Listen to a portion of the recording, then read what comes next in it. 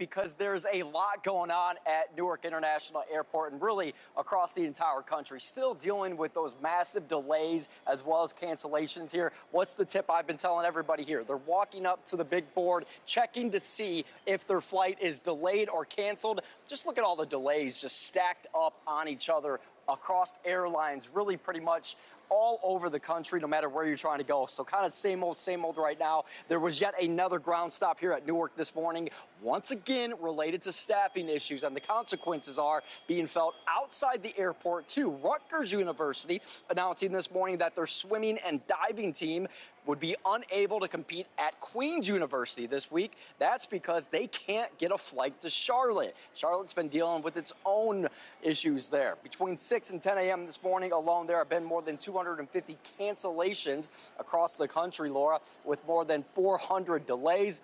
That number is expected to rise further. Yesterday, there were a total of more than 2,500 flights that ended up being canceled. I was bringing you those updates all day long. Numbers were rising quickly. We're expecting just as many flights to be canceled by the end of today as well. And then by Tuesday, the FAA says those numbers, they're going to jump to 6% of flights being canceled. They'll jump again to 8% by Thursday. So what's the best way to handle this right now for passengers?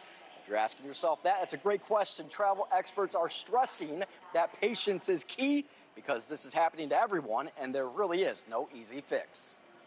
And this is where some people are going to be absolutely stuck in a hard place, literally stuck, because there's not going to be other flights you can rebook on or other airlines you can rebook on. It's really the first time, other than perhaps the pandemic or something like that, or where you've seen all flights grounded. It affects all airlines.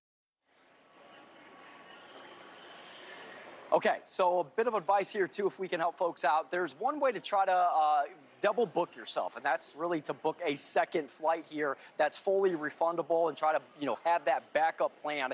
What's also happening, which is really nice, is that airlines are reaching out to some passengers and saying, hey, we think your flight back home is going to be delayed or canceled.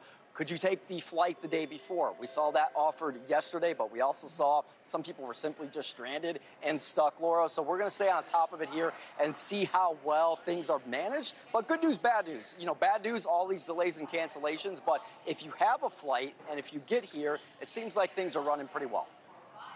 All right, Marcus Espinoza, man, double booking. I don't know how many people can take that hit with the credit card, but, it is a good plan. I don't have double booking money, but right? Right? Exactly. But hey, it's an idea. Hey, you've got to talk about the ideas that are out there. Marcus Espinoza, thank you so much. Thank you for watching. Subscribe below and download our NewsNation app right now on your phone, and you will get fact-based, unbiased news for all Americans.